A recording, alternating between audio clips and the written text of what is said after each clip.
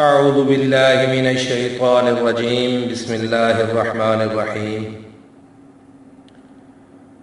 السلام علیکم ورحمۃ اللہ وبرکاتہ ان اللہ وملائکتہ یصلون علی النبی یا ایھا الذین آمنوا صلوا علیہ وسلموا تسلیما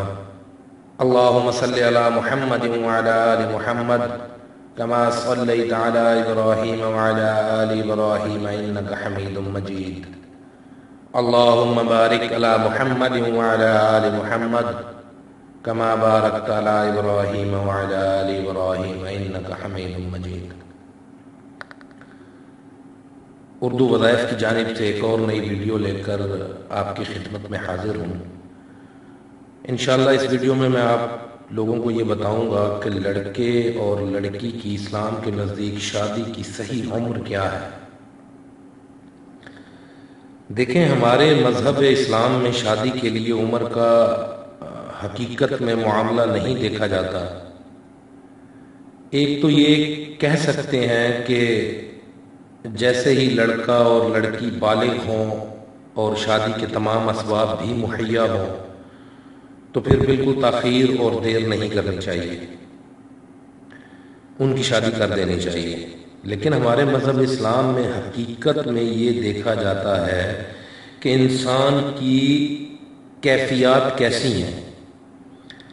اگر تو انسان نارمل کیفیت میں ہے،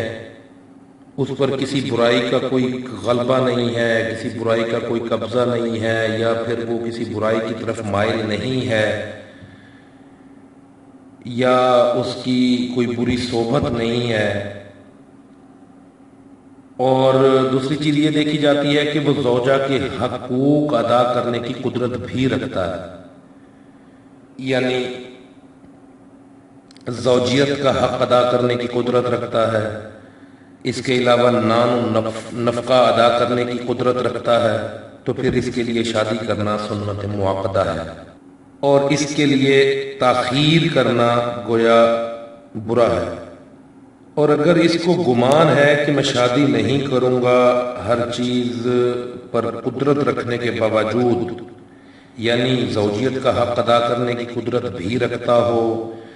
نان نفقہ ادا کرنے کی قدرت بھی رکھتا ہو، اس کے باوجود میں شادی نہیں کرتا، تو شاید، یعنی کہ اس کو یقین نہیں ہے، گمان ہے کہ شاید میں گناہ میں یا زنا میں مبتلا نہ ہو جاؤں۔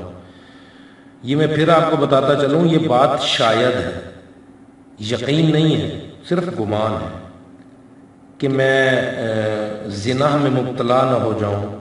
تو پھر اس کے لیے نکاح کرنا واجب ہو جائے گا۔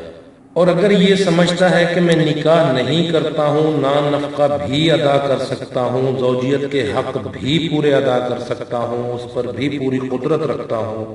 تو اس کو پتہ ہے اگر میں شادی نہیں کروں گا تو زنا میں پڑ جاؤں گا۔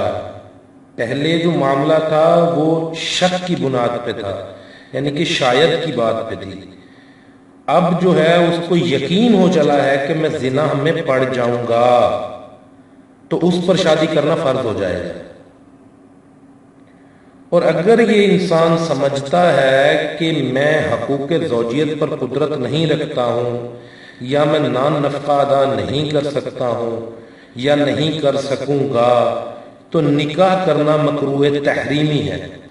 اور اگر ان باتوں کا یقین ہو تو پھر نکاح کرنا ایسی صورت میں جب انسان برائی کی طرف مائل بھی ہو، یا ہو سکنے کی یقین ہو سکنے کی امید ہو، لیکن زوجیت کا حق ادا نہیں کر سکتا، نان نفقہ ادا نہیں کر سکتا، تو اس کے لیے شرعی حکم یہ ہوگا کہ وہ روزے رکھے کثرت کے ساتھ، اور اچھے پاکیزہ لوگوں کی صحبت اختیار کرے،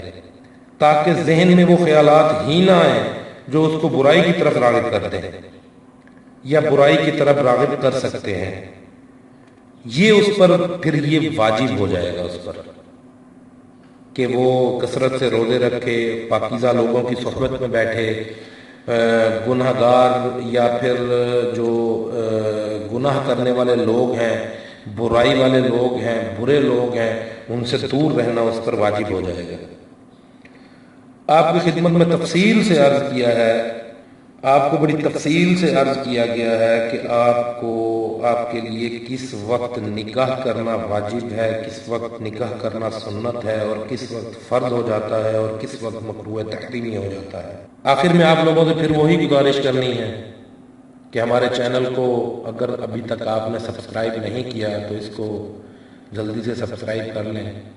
اس طرح کی ویڈیو ہم لے کر حاضر ہوتے رہتے ہیں۔ اللہ تعالیٰ سے دعا ہے اللہ تعالیٰ مجھے اور آپ کو عمل کی توفیق عطا فرمائے، آمین۔ واللہ تعالی عالم بالصواب، والسلام علیکم ورحمۃ اللہ وبرکاتہ۔